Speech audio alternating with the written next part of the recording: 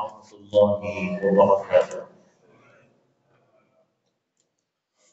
Alhamdulillahi rabbil alamin wal 'aqibatul lil muttaqin wa la 'udwana illa 'alal zalimin. Asyhadu an la ilaha illallah wahdahu la syarika lah wa asyhadu anna Muhammadan 'abduhu wa rasuluhu la nabiyya ba'dahu. Allahumma faqihna fi umuri dinina. Allahumma 'allimna ma yanfa'una wanfa'na bima 'allamtana. Allahumma arzuqna husnal khatimah. Allahumma shfi mardana warham mautana. Allahumma ansur ikhwanana al-mujahidin fi Gazzah. Allahumma ansurhum wasaddid ramyahum wa a'inhum ala a'daika a'daina ya rabbal alamin innaka ala kulli syai'in qadir. Allahumma amin. Bapak Ibu kaum muslimin dan muslimat sidang jemaah salat subuh yang dirahmati Allah Subhanahu wa taala. Kita lanjutkan kajian fikih kita untuk memperdalam ataupun menambah pengetahuan agama kita. Kita sudah membahas tentang syarat wajib sholat, maka kemudian kita lanjutkan pada bab namanya syarat sah sholat. Artinya apa syarat sah sholat? Artinya adalah perkara-perkara yang itu harus ada, harus terpenuhi dari awal pelaksanaan sholat, bahkan sebelum sholat itu sendiri, sampai nanti sholat itu selesai. Contoh saja, berwudu umpamanya. Sebelum kita melakukan sholat, kita dipastikan harus sudah berwudu. Dan status berwudu itu harus terus ada sampai kita selesai melaksanakan sholat itu sendiri. Maka wudu itu termasuk syarat sah sholat. Ini contoh, ini hanya untuk menggambarkan dulu. Jadi syarat sah sholat adalah perkara-perkara yang harus terpenuhi sebelum kita melakukan sholat dan terus harus ada sampai sholat itu kita lakukan selesai, sampai kita selesai melakukan sholat itu sendiri. Itu namanya syarat sah sholat. Kalau sholat wajib sholat, nanti yang kemarin perkara-perkara yang kalau itu sudah kita miliki, maka kita tergolong orang yang wajib melaksanakan sholat yang 5 waktu. Baik, mari kita lihat Bapak Ibu, ada jumlahnya 7 atau ada 7 perkara yang itu termasuk syarat sah sholat. Jadi kata kuncinya sah. Kalau disebut syarat sah berarti terkait dengan sah atau tidaknya nanti sholat itu. Yang pertama Bapak Ibu yang dirahmati Allah, syarat sah sholat itu dukhulul waqti. Waktu sholatnya harus sudah masuk. Jadi kalau mau sholat, pastikan dulu waktunya sudah masuk atau belum. Kalau tidak, resikonya ada. Mengetahui waktu sholat masuk itu, sholat yang mau kita lakukan, kita harus tahu dengan 2 bentuk kondisi. Dalam artian pengetahuan kita tentang sholat itu sudah masuk waktunya itu. Pertama, yakinan secara yakin atau dugaan kuat. Nggak boleh lebih dari 2 ini. Artinya kalau tidak yakin, ya dugaan kuat. Saya yakin waktu sholat zuhur sudah masuk. Kalau tidak, saya menduga kuat waktu zuhur sudah masuk. Dengan 2 patokan inilah kita boleh melaksanakan sholat yang kita mau lakukan. Tapi kalau ragu, udah masuk atau belum ya? Udah masuk atau belum ya? Itu perasaan kita tuh, mau sholat zuhur bapaknya. Cuma kita ragu, ini udah masuk atau belum waktu zuhur. Nah, belum boleh. Harus pastikan waktu zuhur sudah masuk, atau kita sampai pada dugaan kuat. Masih belum yakin, tapi dugaannya sudah dugaan kuat. Nah, sholat. Tapi kalau masih ragu-ragu, atau tak tahu sama sekali, nah ini yang tahu. Nah, bagaimana cara untuk mengetahui waktu sholat itu masuk? Apa patokan kita? Kalau zaman sekarang mudah, Pak. Dengar aja azan kan. Kemudian ya tengok kondisi juga. Kalau azan kan sama semua. Azan sholat isya sama dengan azan maghrib. Azan subuh, nah itu yang berbeda sedikit. Azan zuhur, azan asar sama, azan maghrib sama, isya sama. Yang beda azan subuh. Yang meragukan nanti ya azan zuhur dengan azan asar. Kan tak ada disebutkan, tak ada pengumuman Bapak Ibu, sebentar lagi azan ya, azannya azan zuhur nih kan ada. Nah, perlu juga kita cek, ini ada azan nih, ini azan apa nih, zuhur atau asar, tengok juga jam dikit nih, jam-jam 12 sama, berarti azan zuhur ini.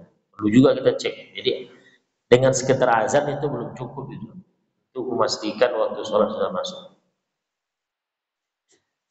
Pertama, caranya imkan ma'rifati yaqinil waqti ka ghurubisy syams. Ada tanda-tanda yang memang itu membuat kita yakin waktu sholat masuk. Waktu sholat ini kan patokannya matahari, ya. Patokan untuk mengetahui waktu sholat itu adalah matahari. Kalau patokan mengetahui bulan baru, itu bulan. Jadi matahari dengan bulan itu Allah buat sebagai patokan kita terkait dengan ibadah-ibadah tersebut. Jadi patokannya adalah waktu matahari, matahari. Nah, ada nanti kondisi matahari yang itu bisa membuat kita yakin betul waktu sholat itu masuk. Contohnya waktu maghrib. Terlebih ketika kita berada di kawasan yang ya tidak ada kayu-kayunya, mungkin tepi pantai lah, atau di gurun.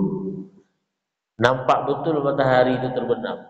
Wah, itu yakin betul kita waktu sholat maghrib itu sudah masuk. Kita berada di tepi pantai umpamanya. Nampak matahari itu tenggelamnya. Udah masuk semuanya itu lingkaran matahari itu. Nampak di mata kepala kita nampak. Oh iya, itu seyakin-yakinnya kita tuh bahwa waktu sholat maghrib sudah masuk. Tapi kalau seperti sekarang di kondisi kita umpamanya yang tidak lantang begitu, itu susah juga kita. Yang kedua, Bapak Ibu, ada yang menginformasikan kepada kita, tapi yang menginformasikan itu statusnya terpercaya. Jam umpamanya, asalkan jamnya itu akur, hidup, tak mati umpamanya, itu termasuk yang menginformasikan. Bisa juga kita jadikan standar. Apalagi di masjid ini umpamanya, bunyi dia setiap waktu itu bunyi dia. Nah, itu juga bisa membuat kita yakin dengan masuk waktu sholat. Nah, kalau orang yang buta umpamanya, itu memang perlu usaha atau tuli, itu memang butuh tanda-tanda tambahan. Kalau dulu Bapak Ibu, azan itu kan tak pakai mikrofon. Zaman-zaman mikrofon belum ada. Kemudian masjidnya tak pakai menara pula. Pakai tontong kan? Apa bahasanya? Tong-tong. Dipakai untuk pos kamling itu, tong-tong. Ada juga pakai beduk. Nah, itu solusinya dulu sama orang tua-tua gitu. Karena kalau azan, suara-suara kita tak ada alat bantunya. Berapa meter lah cuma sampainya. Azannya pun di dalam masjid. Kalau orang dulu Pak, yang pakai menara naik ke atas dia. Kalau tak pakai menara gimana? Depan pintu tuh. Jadi yang tukang azan keluar dia dari masjid ini, di teras tuh. Itu kalau tak pakai menara masjidnya. Atau menara tak ada, cuman masih 2 lantai. Naik ke atas. Naik ke atas lantai 2, pergi keluar pintu itu atau di jendelanya tuh. Begitu usaha orang dulu tuh untuk menyampaikan atau menginformasikan masuknya waktu. Nah sekarang enggak, di kamar warib pun bisa. Di pas malas warib itu Pak, mandinya keluar dari kamarnya, bawanya begitu. Duduk dia di kasurnya itu azan ya. Kan bisa informasi menyampaikan.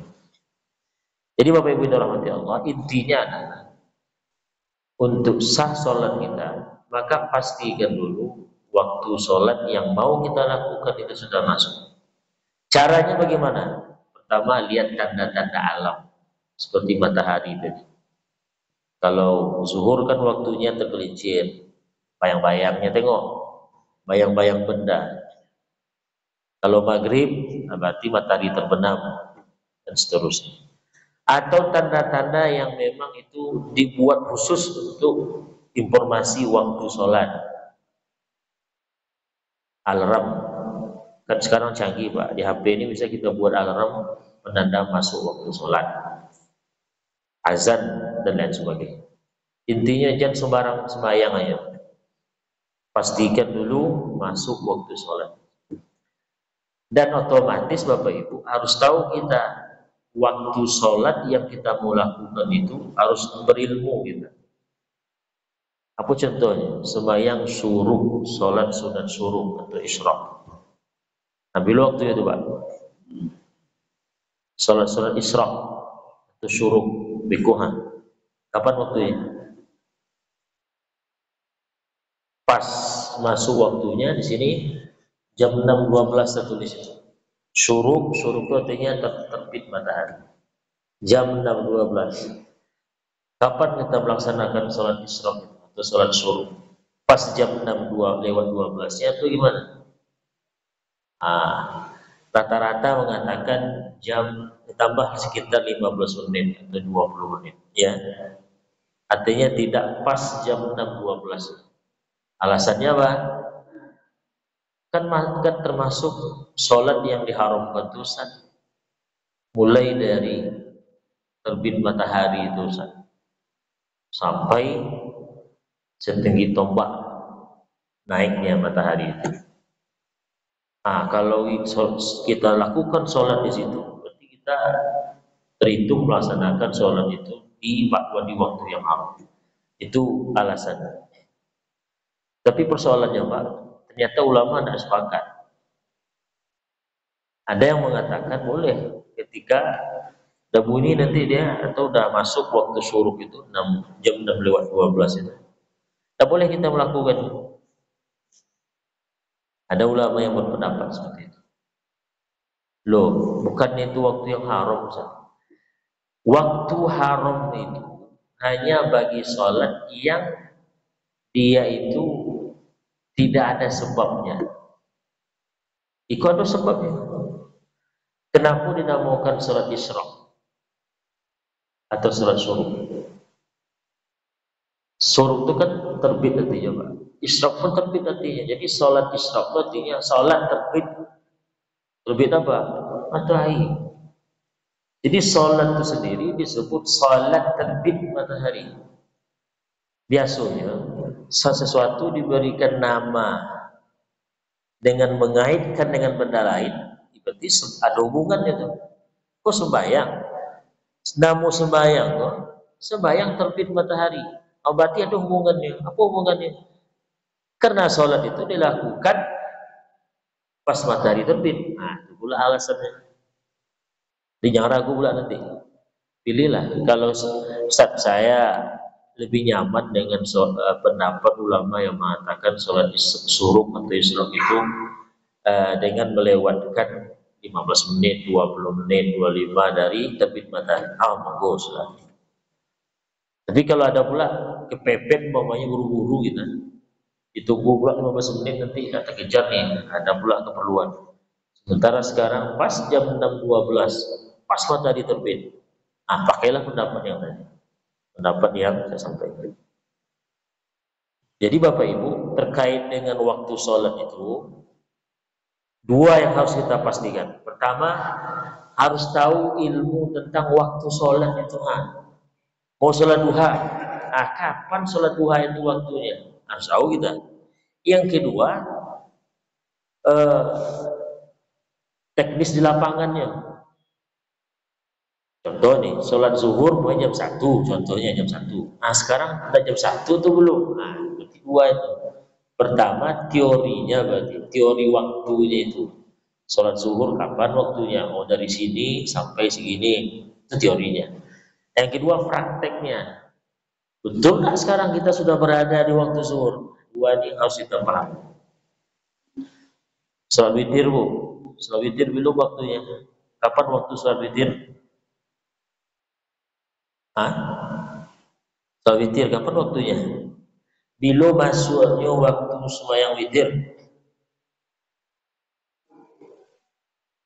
Apa? Setelah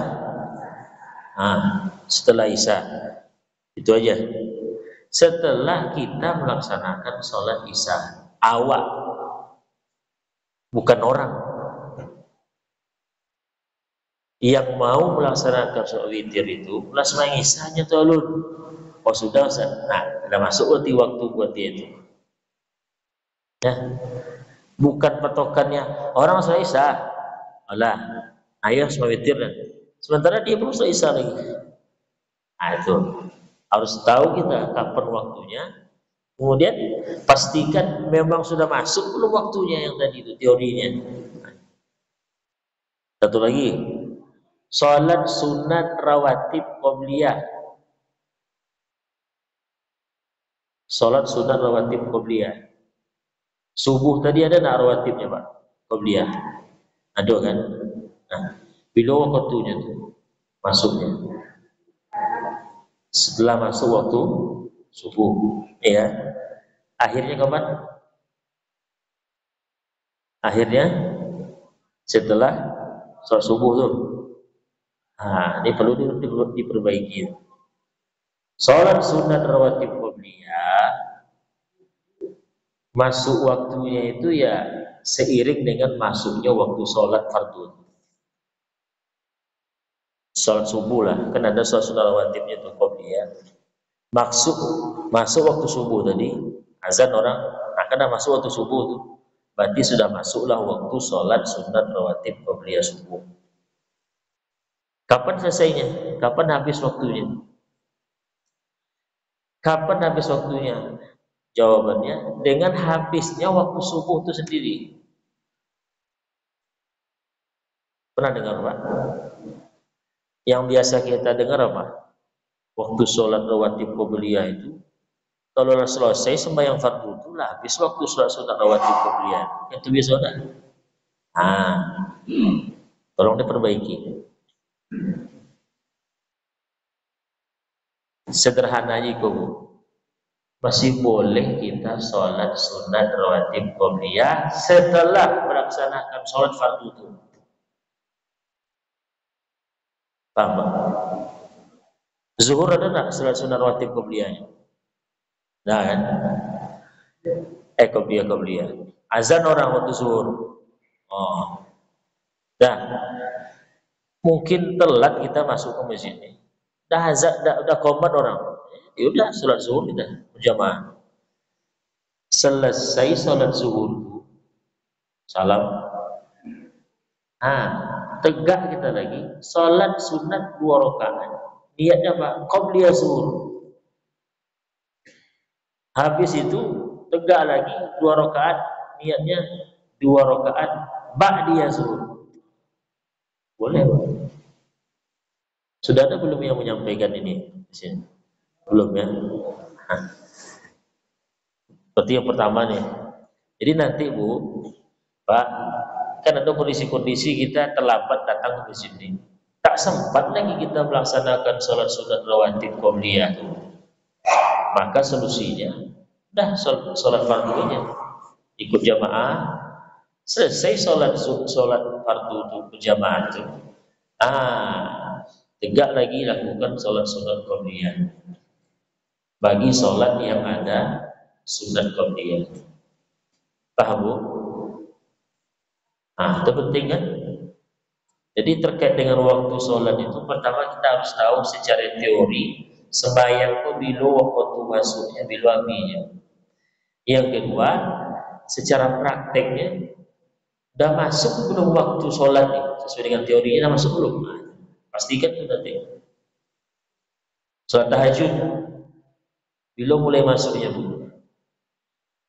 Boleh masuk itu maksudnya kapan kita boleh melakukan sholat Jumat, sholat tahajud dulu boleh ya? Jam 9 malam boleh? Boleh? Boleh bu? Boleh. Habis sholat isya berjamaah, langsung ibu sholat tahajud sendiri itu boleh? Sholat tahajud itu artinya sholat sunat yang dilakukan di malam hari setelah sholat isya, tapi lolok dulu, walaupun 5 menit, walaupun 5 menit.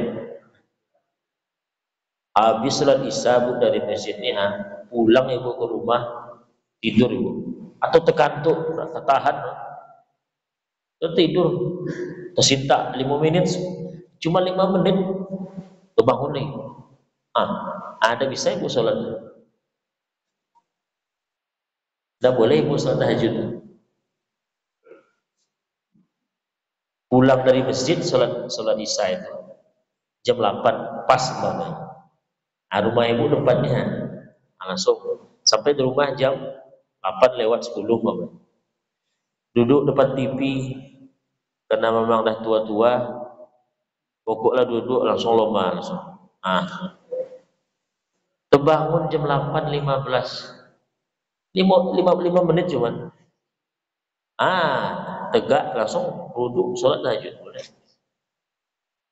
Jadi sholat tahajud itu waktunya masuk waktu itu bukan jam 3 malam, bukan jam 2 malam, tapi setelah melaksanakan sholat isya, kemudian sudah melakukan tidur, walaupun sebentar. Paham Pak? Panjang gaji kalau waktu bapak. Sekarang,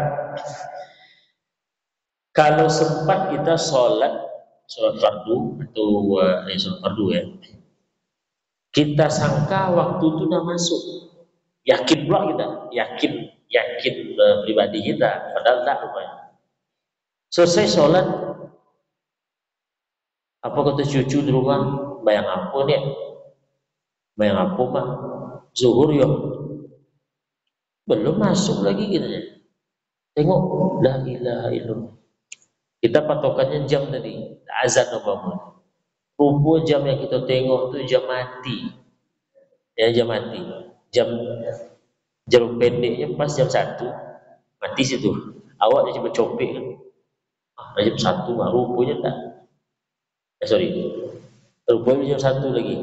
Anggap jam realnya, jam hidup itu baru jam 12 kurang. Tapi kena jam mati nih, jam pendeknya dah jam 1, kita kira dah masuk waktu zuhur. Rupanya belum. Apa status sholat kita itu? Tidak sah. Tidak sah sebab kita melaksanakan sholat itu di luar waktunya. Bagaimana kalau terlewat? Sholat zuhur kita mati juga jamnya. Rupanya dah lewat waktu zuhur, dah waktu asar. Karena patokan kita dari jamnya jam mati tadi, kita kira masih ada waktu zuhur, sholat zuhur kan? Rupanya dah lewat. Juga tidak sah sholat. Maaf. Kalau setelah waktu itu sholatnya sah, ya. Tapi terhitung qadha namanya. Beda itu. Saya ulangi, kalau kita melakukan sholat di luar waktunya, di luar itu kan bisa sebelum, bisa setelah. Kalau sholatnya itu kita lakukan dengan dugaan atau keyakinan sudah masuk waktunya, rupanya enggak. Rupanya sholat itu dilakukan sebelum masuk waktunya, maka sholatnya tidak sah. Ya. Yang kedua, kita duga waktu sholat itu sudah masuk, lalu kita sholat. Ternyata sholatnya itu kita lakukan ternyata nih, di luar waktu, selesai habis waktu. Kita sangka sholat zuhur itu masih ada, sholat tidak. Rupanya sudah di waktu asar rupanya. Sementara tadi kita melakukan sholat zuhur karena kita meyakini atau menduga waktu zuhur masih ada. Nah, aku status sembahyang yang kita lakukan di luar waktu sholat, sementara kita menduga waktu sholat itu masih ada. Kata para ulama kita, sholatnya itu dianggap sholat qadha namanya. Dianggap sholat qadha. Artinya kita terhitung melakukan sholat qadha. Itu qadha. Qadha itu sholat yang dilakukan di luar waktu, setelah masuk waktu, habis waktu itu. Itu qadha namanya. Paham? Berarti sah. Tapi statusnya kita dianggap melakukan sembahyang itu sembahyang qadha. Paham? Contoh, saya kira sholat zuhur itu masih ada waktunya, itu udah masuk. Sholat zuhur sih. Apa kata cucu ya? Tuh, sholat apa tadi itu? Sholat zuhur. Nah, habis waktu zuhur tuh. Tengok, iya cu, iya, udah habis waktu zuhur. Oh, berarti tadi sholat zuhur yang saya lakukan itu sudah di luar waktu zuhur, udah waktu asar. Apa diulang lagi sholatnya? Nggak sah sholatnya, tapi itu terhitung sholat zuhur qadha. Apalah bahasa awak qadha? Ada bahasa awaknya qadha. Pengganti, pengganti. Lawannya itu naik. Coba diingat Bapak Ibu, apa niat sholat kita? Usolli fardhu zuhri arba'a raka'atin fardhu apa? Usolli fardhu al-zuhri arba'a raka'atin adaan. Adaan itu tunai. Tunai itu artinya dalam waktunya. Kalau sudah lewat waktunya kita lakukan, itu tidak tunai nomor itu, tidak ada atau qadhaan. Tidur kita kelewat subuh jam 6 pas baru bangun, akan habis waktu subuh. Masih wajib kita sholat saat masih. Bangun tuh langsung wudu. Niatnya apa? Itu tadi. Usolli fardhu dhuhri arba'a raka'atin. Tidak bisa ada lagi qadhaan. Statusnya kita membayu kredit dan sebagainya, berutang. Karena sudah lewat waktunya. Jadi tidak tunai lah, tidak kontan lah. Ibarat kita bayar itu kemudian nanti bayarnya. Baik. Ada pertanyaan Pak tentang waktu sholat? Waktu sholat ada pertanyaan tak? Kita lanjutkan. Yang tadi Pak, sholat sunat rawatib qabliyah. Jika kau tak paham nanti salah paham ya. Oke, ada Ustaz. Yang ini berkaitan dengan waktu sholat Bu ya. Yang ini lain dulu. Biarlah ketek kayak sini tapi masuk. Silakan. Ya. Waalaikumsalam warahmatullahi wabarakatuh. Masalah dari Ustaz, apakah bisa dilaksanakan sebelum sholat tahunya? Oh, baik. Kita bisa punya waktu sholat subuh misalnya, masih ada waktu kita mau sholatnya. Baik. Kemudian satu lagi dari Ustaz bilang bahwa kalau mereka waktu sholat yang kita lakukan adalah kodok statusnya. Kemudian akhirnya gimana Ustaz? Dan kita mengkodok bukan melaksanakan sholat wajibnya. Baik. Terima kasih. Assalamualaikum warahmatullahi wabarakatuh. Sholat lupa pula pertanyaan. Yang pertama tadi, boleh nggak mengqadha sholat di luar waktu sholat itu sendiri? Ya sebelum masuk waktu sholat. Boleh, namanya sholat qadha. Gini Pak, saya umpamanya ada tertinggal sholat zuhur, entah sengaja atau tidak, pokoknya zuhur itu terlewat. Nggak sholat saya zuhur kemarin. Zuhur kemarin, nah contoh langsung nih. Anggapnya lupa saya. Aduh, saya kira saya sudah sholat zuhur kemarin. Lupa saya.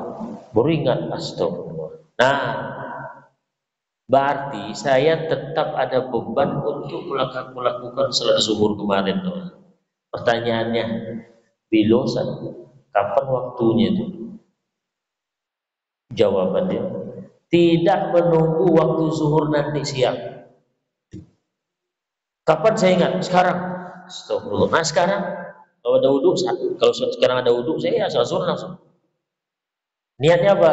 Usolli fardhu dhuhri qadhaan, sengaja aku sembahyang fardu zuhur qadha.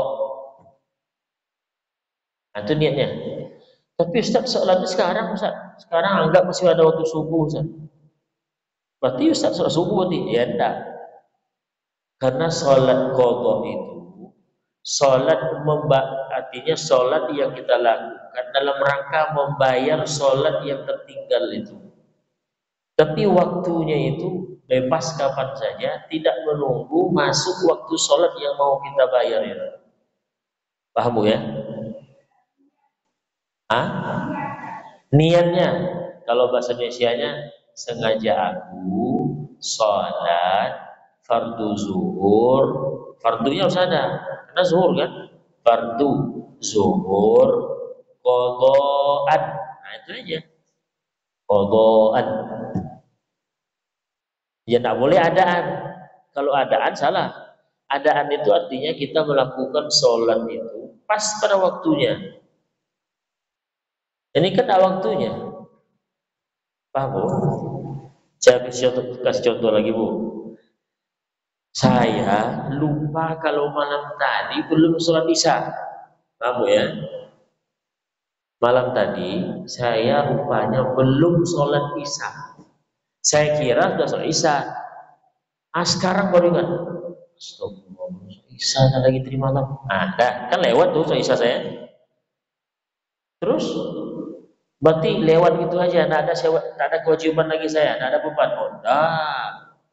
Saya wajib tetap melakukan sholat isya yang tadi malam yang saya belum lakukan. Pertanyaannya, kapan sekarang saya lakukan? Jawabannya, ya pas ingat itu. Sekarang ingat saya, ya sudah. Sholat isya saya. Sekarang sholat isyanya. Berarti sholat isya yang saya lakukan sekarang ini, berarti sudah di luar waktu sholat isya yang tadi malam. Ya kan Bu? Itu yang qadha itu namanya. Itu yang qadha itu.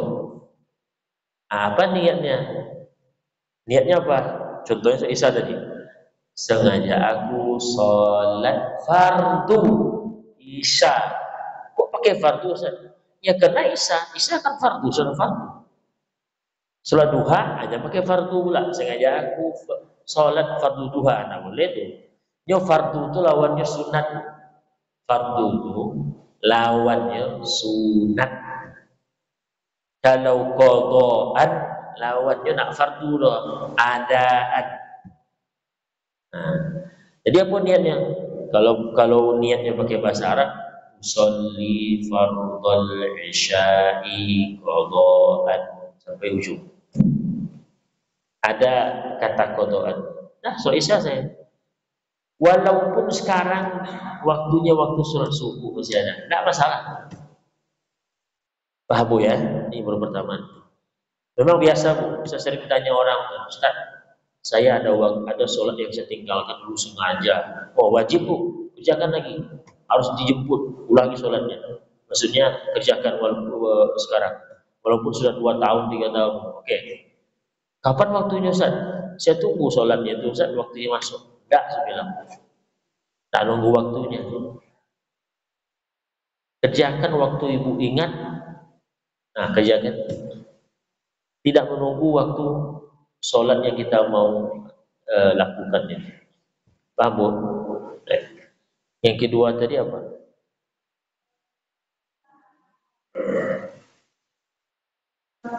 Coba lagi yang kedua tadi. Coba lagi Bu.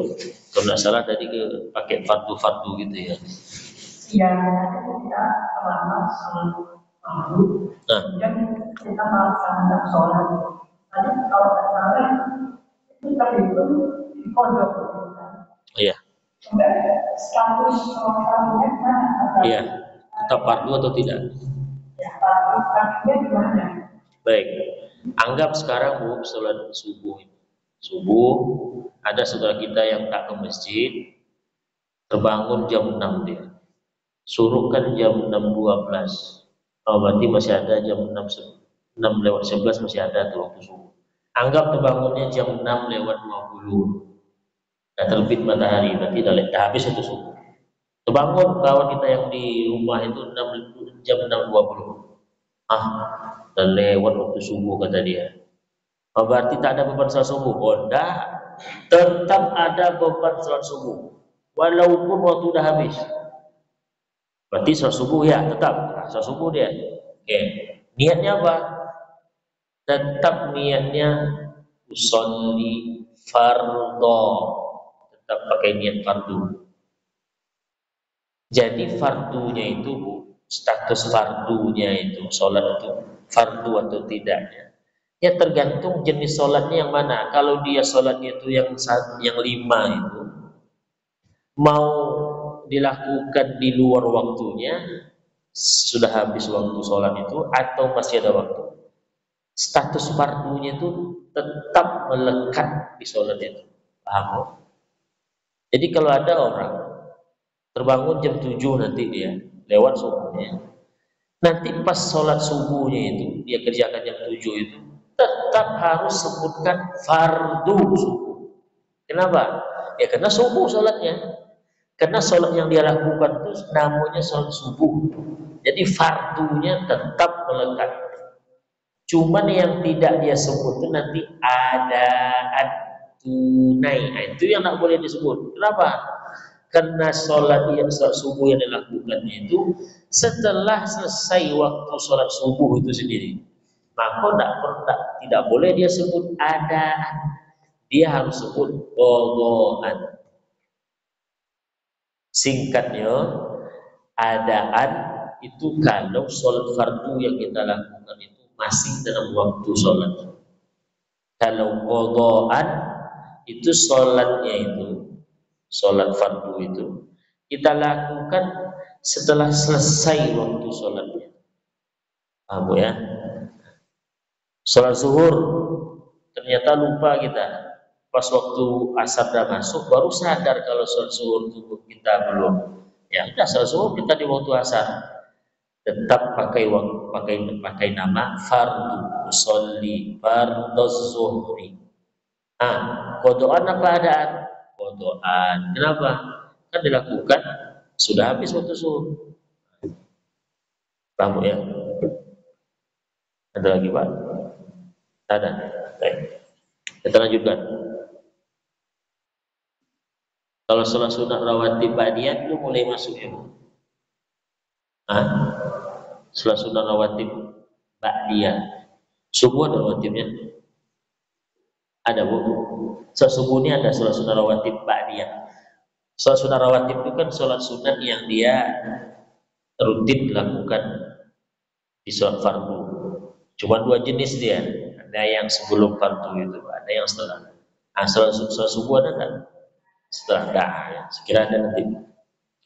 Tapi boleh bagi kita tadi yang sholat sunat rawatib qobliyah subuhnya lupa atau tak sempat kena langsung qomat pas sampai di masjid, masih bisa lakukan tadi, masih bisa lakukan 2 rakaat tadi. Tapi kan tak boleh Ustaz habis sholat subuh sampai terbit matahari. Nah itu kalau yang tak ada sebab. Kalau ada sebab boleh. Sholat sunat rawatib kan sebab tuh. Nah, baik. Berikutnya Bapak Ibu rahmati Allah, sholat menghadap syarat sah sholat yang kedua menghadap kiblat. Nah, ini yang penting nih Bu, ada yang penting nih terkait nanti sholat di atas pesawat. Nanti intinya Bu, syarat sah sholat yang kedua adalah menghadap kiblat. Kiblat itu apa Bu? Mana kiblat kita? Hah? Ka'bah yang ada di kota Madinah. Oh ya, Mekah. Tes aja. Kalau Bayon itu berarti tidak sama saya lagi sekarang. Ya, jadi Ka'bah yang ada di kota Mekah. Gini Bu. Sholat menghadap kiblat itu dua juga statusnya. Harus yakin. Kalau tidak yakin, dugaan kuat. Jadi kalau ragu-ragu gitu, saya sholat ini sekarang menghadap kiblat atau enggak ya? Ragu kita, enggak sah sholatnya itu. Dia harus dua. Kalau enggak yakin gitu, seyakin-yakinnya sesuai dengan tanda-tanda nanti, tanda alam, tanda apa? Atau dugaan kuat, saya menduga kuat. Kita masuk dulu konsekuensinya. Kalau kita sholat sunat, sholat fardu, kalau tidak menghadap kiblat, contoh asal-asalan ya, pokoknya kemana sembahyang, rupanya memang tidak pas menghadap kiblat. Kalau sholat, ada orang sholatnya asal-asalan, tidak diukurnya dong. Sekarang kiblat mana ya? Ada tuh pokok sembahyang lah gitu. Itu langsung batal sholatnya. Sekarang ada orang sholat, tapi dia coba juga mana kiblatnya katanya. Dan berusaha dia untuk ngecek. Oh ke sana kayak ini, saya menduga kuat ke sana nih. Oke lah, anggap saja pas sedang sholat, setelah sholat itu sudah salah. Ada orang di daerah situ yang tahu, dia yakin betul, tahu betul dia arah kiblat sholat di mana di daerah itu. Apa katanya, Pak? Sembahyang apa tadi? Iya. Bapak ngadep mana tadi? Sana. Salah Pak. Ke sana Pak. Kiblat Pak. Bapak orang mana? Orang sini. Oh itu ya. Berarti kan pasti itu sholat kita tadi itu tidak ada kiblat. Batal langsung kok gitu. Ulangi lagi. Jadi jangan pakai mazhab mudah gini. Ada apa dosa? Tuhan kan penyayang. Yang penting lah sembahyang. Itu mazhab Fir'aun. Ya. Ada orang model begitu Pak. Kita bilang, Pak ulangi lagi sholatnya Pak. Karena tadi syarat sah sholat Bapak terkait dengan hadap kiblat belum terpenuhi. Ada apa dong nih? Tuhan kan penyayang. Tuhan kan nengok usaha kita. Peringanannya bilang begitu dia. Usaha kita iya itu diminta Tuhan asal sesuai dengan aturan. Bapak ada usaha iya, tapi si aturan enggak, aku enggak sah. Kalau mak ini ya, sembahyang lah, kan usaha. Tuhan penyayang. Kalau kurang-kurang dikit Allah maafkan. Itu kalau mak diparuinya sah. Jadi sholat harus menghadap kiblat. Tidak boleh kita sholat itu asal-asalan, tidak memperhatikan kiblat di mana. Harus dulu cari dulu mana kiblatnya. Sholat kita. Rupanya setelah selesai sholat, Salah kita, rupanya bukan ke sana kiblat. Batal sholat kita. Kalau batal apa? Tidak sah, ya ulang lagi. Yang sedikit menarik begini Bu. Saya di sebuah daerah yang sudah saya cek mana kiblatnya.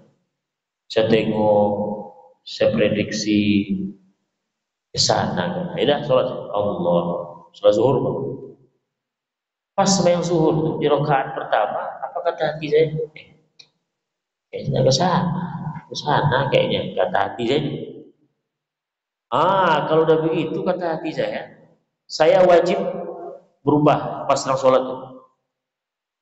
Tuh. Nah, selesai satu rakaat, bangkit lagi rakaat kedua. Apa kata hati saya? Masih salah kayaknya ini.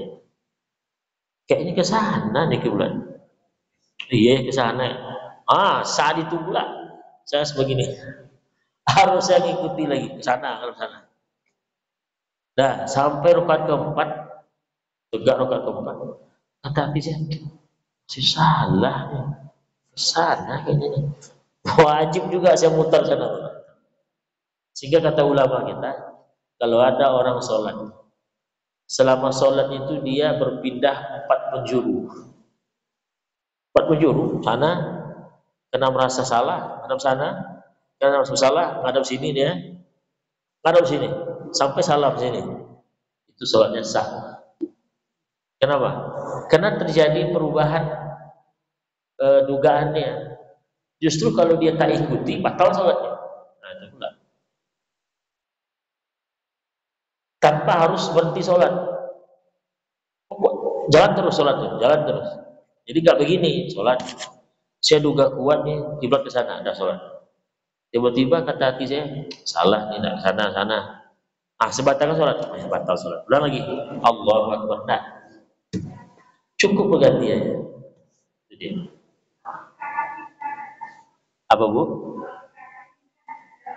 Iya, kita harus yakin. Kalau tidak dugaan kuat, ragu-ragu nggak boleh. Jadi kalau ibu masih ragu-ragu, mana lagi kiblatnya? Kalau itu jangan sholat dulu, pastikan dulu. Tahu dugaan kuat. Udah dugaan kuat, salah rupanya. Kalau masih dalam sholat, contoh gini Bu, ya kan biasanya ada kawan kita lihat dia sholat ya. Mungkin dia sholat di rumah kita, ada tamu datang ke rumah kita, dia numpang sholat zuhur. Kita bilang silakan sini ya. Kita mau ingatkan dia kiblat di rumah kita arah kemana? Rupanya dari luar sholat dia. Kita mungkin ke dapur tadi mau nyiapkan minuman apa. Oh iya kawan, mungkin belum tahu arah kiblat di rumah saya. Pas kita mau nengok dia, udah sholat dia. Salah pula. Apa tugas kita? Paling kan ya. Kalau dia tegak begini. Sementara arah kiblat kita tuh kiblat di rumah kita arahnya gini ya. Pas kita mau nengok, udah sholat kawan. Putar dia. Gitu. Apa? Udah selesai, suruh ulang lagi. Itu tadi. Suruh ulang lagi. Neng, tadi sholat ya? Lupa saya ingatkan. Arah kiblat rumah saya ke sana, Neng sana. Oh iya ya, suruh ulang lagi. Tidak boleh dengan pakai masa Fir'aun ini. Dapat dulu. Saya kan niat saya sudah bagus. Tuhan dia tuh, tidak mungkin lah Tuhan tuh. Ulang lagi. Ya Bu ya. Nah sekarang gini Bu, menghadap kiblat itu ada dalam 2 kondisi, 2 keadaan. Pertama, Ka'bah itu betul-betul ada di hadapan kita, seperti kita sholat di Masjid Haram, nampak betul, Ka'bah itu kan syahdu nengok itu Pak. Makanya kalau kita sholat depan Ka'bah itu kita nengoknya bukan ke bawah. Kalau kita sholat jauh dari Ka'bah seperti tadi, kita kan dianjurkan ke bawah, nengok ke tempat sujud. Kalau depan Ka'bah kita sholat, di Ka'bah depan saya. Gini sholatnya. Nengok Ka'bah. Tak wajib dong. Nanti yang pula tak sah sholatnya gitu. Nah, kalau saya di kampung udah terbiasa nengok ke tempat sujud Ustaz, silahkan. Sah dulu Bu. Sholat kita nengok Ka'bah, sah dulu. Ada yang sholat depan Ka'bah betul, dekat gitu. Artinya situ depan sudah orang lalu lalang tawafnya lagi. Ada. Wah, juara rasa gitu. Itu tanpa terasa itu di bulu-bulu apa kita tegak rasanya. Saking sahdunya. Nah, kalau kita sholat pas depan Ka'bah betul, itu harus dipastikan betul tuh bahwa posisi kita itu harus betul-betul menghadap ke kiblat. Caranya bagaimana? Caranya dengan menghadap betul ke Ka'bah, harus seluruh tubuh itu menghadap kiblat. Mulai dari kepala sampai pokoknya semua dari atas harus pastikan full menghadap Ka'bah. Contoh gini Bu, anggap ini tiang ini Ka'bah ya, ini sudut kanan Ka'bah, ini sudut kiri Ka'bah. Kalau gini saya sholat depan Ka'bah, nah berarti ada separuh badan saya itu tidak menghadap kiblat, separuh menghadap kiblat, separuh enggak, anak satu. Jadi harus full kita menghadap. Nah, ini tiang berarti sini Ka'bah. Nah, pas tengah-tengahnya. Nah, harus paskan betul dan harus yakin betul.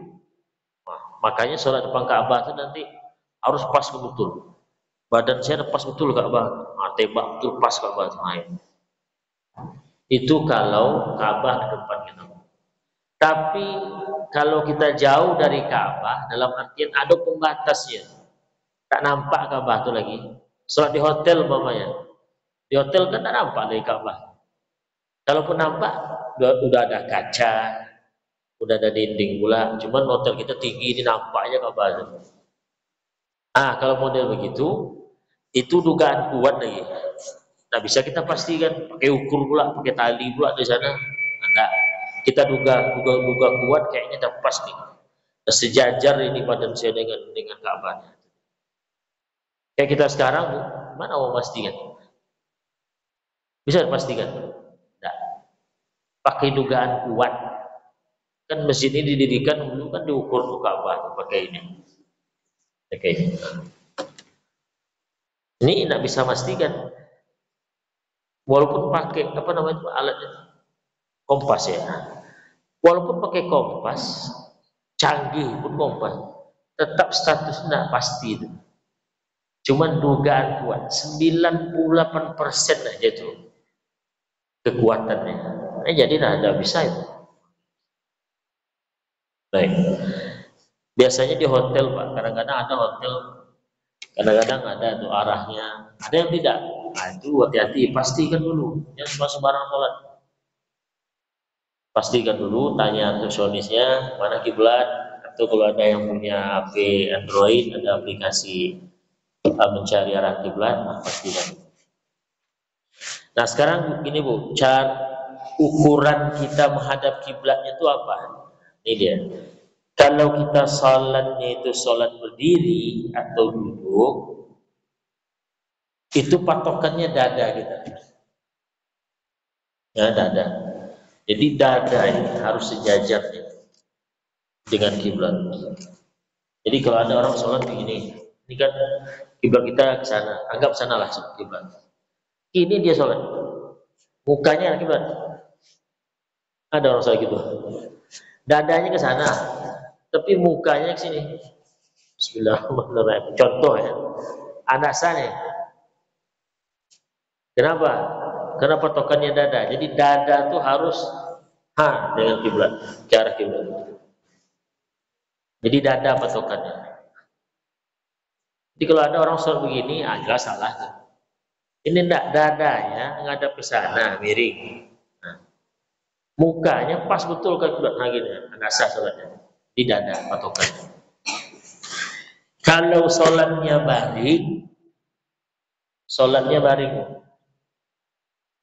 baringnya itu baring telentang, muttaji'an. Itu patokannya adalah wajah dengan dada.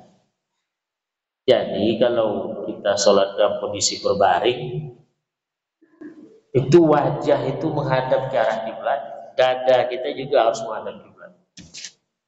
Makanya Bu, kan mayat itu kalau mayat kan disunatkan untuk dihadapkan ke kiblat. Masih ada masyarakat itu salah paham. Kalau kiblat itu ke sana, maka posisi mayat itu kalau dibaringkan menghadap kiblat, itu patokannya tuh wajahnya, hadapkan wajahnya kiblat. Saya sering juga menjumpai Pak, mayat itu mungkin tuan rumah itu mau mengarahkan kiblat, tapi tidak pas. Pamannya Pak, kiblat ke sana nih, ya. HP saya, ini kepalanya, kepala mayat. Diginikannya.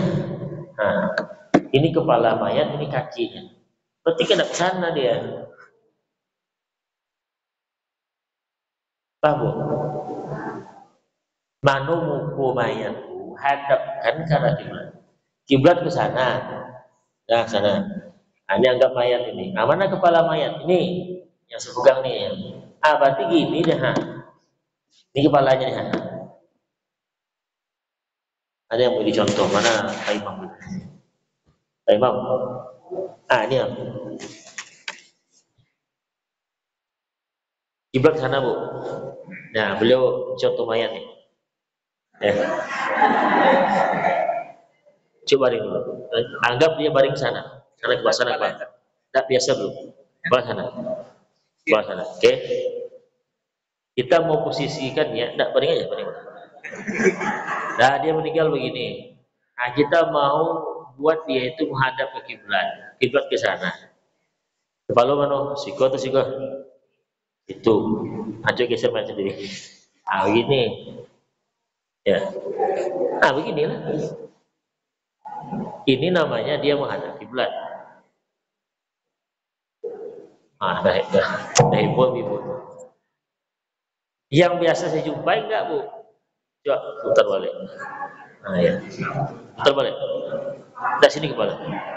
Sini kepala. Dah. Ah begini ada yang jumpai. Saya pergi takziah nih. Saya Yasin kan. Saya tengok mana kiblat. Saya buka HP aplikasinya. Ngadap ke sana kiblat. Kepala mayat ngadap sana. Sini kepala, situ kaki. Berarti ngadap sana dia. Saya bilang ke keluarga mayat, Bu, sepertinya belum pas itu ngadap kiblat. Putar kepalanya. Ya. Bang ya, itu kalau posisi terlentang. Ya, itu kalau posisi terlentang. Kalau posisi berbaring miring, muka, kemudian dada, tumit kaki. Apa namanya? Ini. Nah, coba miring. Ya kayak tidur lah, kayak kita tidur. Itu. Ini posisinya. Kalau kiblat ke sana ya, cuman kan dia tidak sebelah kanannya, sebelah kiri betul, ya sebelah kanan. Ini namanya menghadap kiblat sebelah kanan. Gitu. Kalau ada orang yang sholatnya cuma bisa begitu miringnya, seperti itu. Berarti kita tidur menghadap kiblat. Paham Bu? Ini tegak ini kenapa? Karena menemukan fakta yang berbeda di lapangan itu gimana? Ada pertanyaan Bu tentang ada kiblat, silakan. Ya, lewat apa Bu?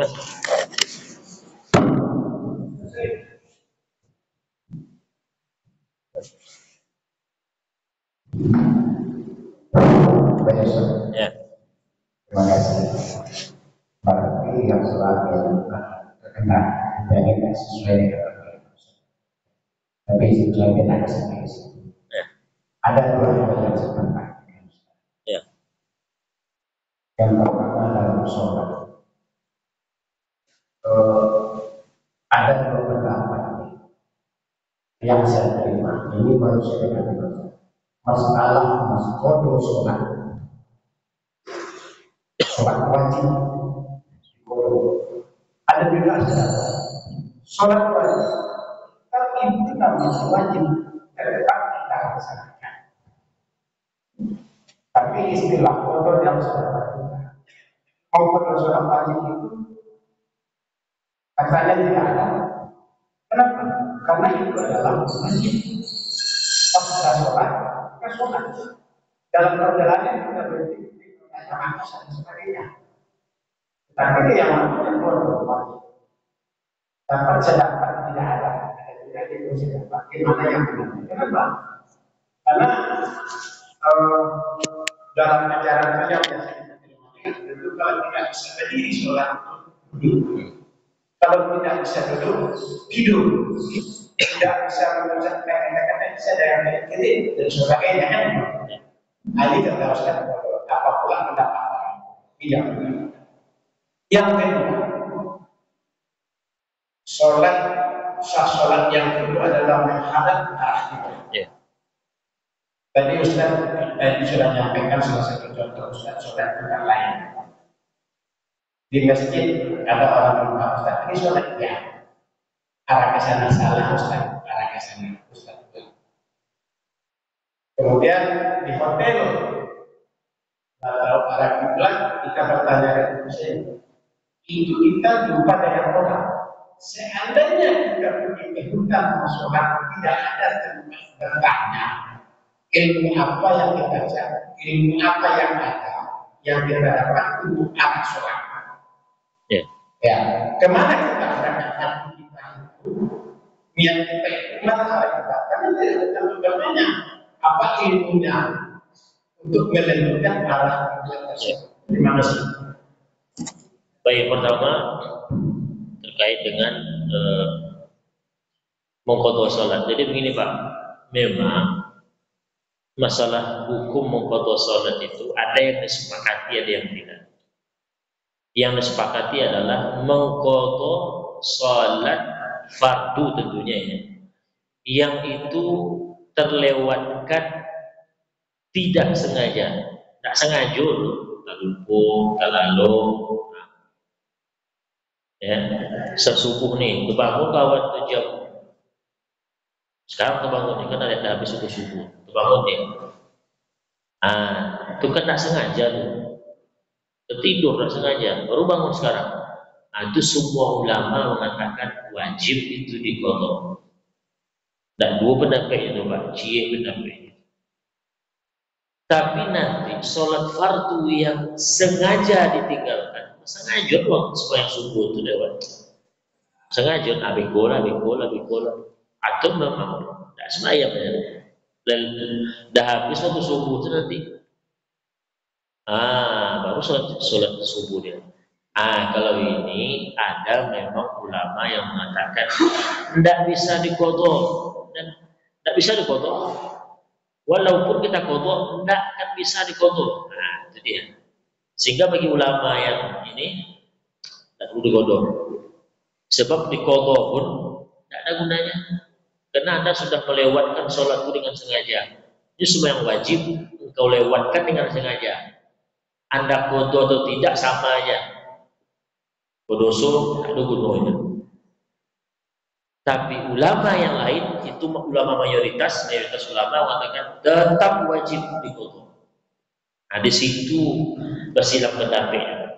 Jadi sembahyang fardu itu yang terlewatkan itu tengok sengaja tak dilewatkan atau tidak sengaja. Kalau sengaja dilewatkan, dua cabang pendapat ulama. Mayoritas ulama mengatakan tetap wajib diqadha. Tapi sengaja dilewatkan. Justru godang besar dosanya sengaja dilewatkan, tapi tetap kewajibannya itu belum gugur, tetap harus dilaksanakan. Walaupun telah diwajibkan qadha. Tapi ulama minoritas mengatakan kalau begitu tidak perlu diqadha dan tidak sah diqadha karena Anda sengaja melewatkannya. Itu satu. Kalau sholat fardu itu yang terlewatkan itu tidak sengaja dalam artian terlupa tadi atau terbangun pas waktunya sudah habis. Kalau ini semua ulama sepakat wajib untuk. Jelas Pak ya? Baik. Yang kedua, awak di hutan Pak, di hutan ada hutan 26 bertanya orang, aduh HP, aduh, ada ilmunya tak aduh, namanya ilmu miqat, ilmu tentang mencari arah kiblat. Dan saya pun belum belajar kekurangan saya ini. Karena kita dah terbiasa dengan ala-ala, ada namanya ilmunya itu. Tapi untuk sementara, memang mau tidak mau cari arah kiblat, cari arah barat. Kan kiblat itu kan arah barat tuh, tapi barat itu tak kuat, pas barat. Kalau barat betul ke sana, serap kagak. Jadi patokan kita kira-kira mana cari arah barat semampunya. Tapi kalau ilmunya dia namanya ilmu miqat. Ini perlu saya pun nggak agak pelajari. Dulu saya tahu ada ilmunya itu di kitab namanya ilmu miqat. Patokannya cari arah barat. Kemudian nanti ada Imam Nawawi, namanya Imam Nawawi Al-Bantani dalam bukunya Marakil Ubudiyah kitabnya itu dijelaskan ilmunya itu. Tapi waktu itu tak sempat dibaca sama gurunya lewat. Ada gambarnya tuh di kitab itu ada gambar. Ada ilmu miqat namanya. Bagi kita yang termasuk saya yang belum belajar ini, patokannya itu aja, cari kira-kira mana arah barat. Kalau dapet arah barat itu kira-kira geser ke kanan. Seberapa derajat itu yang kalau Bapak ada ilmunya itu bagi kami, bagi kawan, ilmu palak dan ilmu palak itu ada caranya dengan mengetahui bintang-bintang, tahu ke mana orang kiblat ada juga ilmunya. Itu, tapi insya Allah Pak, pada hutan kita persiapkan. Terus sekarang bawa HP, ada selesainya jalan, bisa menggunakan aplikasi. Baik. Ada satu lagi. Ya. Beberapa tahun yang lalu pernah terjadi perubahan arah kiblat. Sehingga beberapa masjid itu terpaksa membetulkan. Kau ini apa Pak? Saya waktu kampung ada sampai 15 sampai 23 pergeserannya. Nah, pertanyaannya, apakah sholat yang dilakukan sebelum dan ini sah atau tidak? Pertanyaan berbobot, paling berbobot dari yang berbobot sebelumnya. Karena ini fenomena banyak masjid itu serong-serong sekarang. Kenapa bangunan tak jadi gimana? Nyerong-nyerong. Akhirnya ya ini. Nah begini, apa status sholat yang dilakukan sebelum arah kiblat itu diserongkan di rumah? Sah, tidak perlu diqodha. Kenapa? Atau asalkan dulu yang membuat, yang menentukan arah kiblat itu tidak asal-asalan. Tanya kata sahabat masih hidup mamanya orang yang menentukan arah kiblat. Anggap nih Pak, masjid ini rupanya termasuk masjid yang dicek pakai alat, rupanya serong ke sana di sudut. Bapak dah sekian puluh tahun sini sholat menghadap isi lurus ini. Rupanya dicek di sana. Sah nanti sholat kita Ustaz? Ya dulu kami menghadap ke sana. Jawabannya sah. Kalau penentuan arah kiblat lurus ini itu tidak asal-asalan, tetap dengan menggunakan teori, menggunakan alat, cuma mungkin tidak secanggih sekarang, sehingga meleset ya. Tapi kalau yang menentukan arah kiblat lurus ini dulu asal-asalan aja, apa tekanannya, gitu ya, situ nih, aktif gitu. Tapi tak mungkin rasanya dulu yang bangun masjid ini asal-asalan menentukan arah kiblat. Jadi singkatnya, tidak sholatnya tetap sah, tidak perlu diqodha. Tak perlu diqodha. Kalau dalam penentuan sholat kiblat dulu itu mengikuti arah, mengikuti mengerti konsep atau ilmu yang ada. Semakin canggih itu kan teradu beda. Ya kan? Sekarang pakai satelit gitu. Kalau ada satelit lebih satelit lagi, jadi ada pergeseran dikit. Nah itu dia. Coba ya. Nah, sekarang ini Pak, terakhir nih. Ada masjid Pak, pecah jemaah itu. Jemaah itu terbagi dua. Ada jemaah yang ikut arah kiblat yang lama, daknya ya, ikut guru dan itu menentukan ustaz yang alim yang tamat moka yang akhirnya jemaah itu ada yang tetap ikut arah kiblat ke sana Pak. Ada Pak kasusnya itu. Ada pula jemaah yang kata dia ikut ke sana. Nah, canggih sekarang pakai satelit sekarang menentukannya. Kasusnya Pak, masjid itu pecah jemaah. Akhirnya jemaah yang kena pengurus itu rupanya yang mengikuti arah kiblat ke sana. Jadi jemaah yang masih berpegang teguh dengan kiblat ke sana pindah bubar dia pindah masjid lain. Sholat. Nah, mana patokannya Pak? Kalau setelah kita sholat di masjid yang seperti itu, kita tak ikut jemaah yang sana. Imamnya ngikut ke sana aja. Kita menurut kita kiblatnya ke sana. Nah, patokannya kita sendiri. Kalau menurut kita kiblat itu arah ke sana, ya sudah. Berarti kita tidak boleh ikut imam yang arahnya ke sana. Karena menurut kita arah kiblat ke sana. Berarti kalau ke arah ke sana, ya tidak sah. Sekarang imam yang kita ikuti ke sana arah kiblatnya. Berarti bagi perhitungan kita, menurut kita dasar soal imam ini. Jangan ikut pula dia. Nah itu, apa ya? Itu tambahan untuk bagi kita. Artinya kalau bagi imam, cari imam yang searah kiblatnya, itu istilah. Jadi kalau imam untuk situ pendapatnya yang dipegang awal ke situ, berarti bisa. Dan ada yang terjadi itu Pak, masjid kampung, tidak ada masjid lain. Pecah deh. Tapi makmum satu itu, musuh itu juga lagi dia. Cuma ikut masuk ke sana, imam ke sana. Jadi dia beda sendiri. Makmum yang lain ada ke sana sesuai dengan imam. Yang ini makmum ini tidak paham ya, terus dia ke sana ikut ke yang lama. Jadi dia sendiri Pak, orang sujud ke sana sujud sendiri. Itu Pak, aneh-aneh jadi. Baik demikian Pak, ya, kita sempat rupanya kita membahas tentang sholat di pesawat. Insyaallah kita sambung pada kesempatan berikutnya. Subhanallah bihamdihi asyhadu an la ilaha illa anta astaghfiruka wa atubu ilaik. Assalamualaikum warahmatullahi wabarakatuh.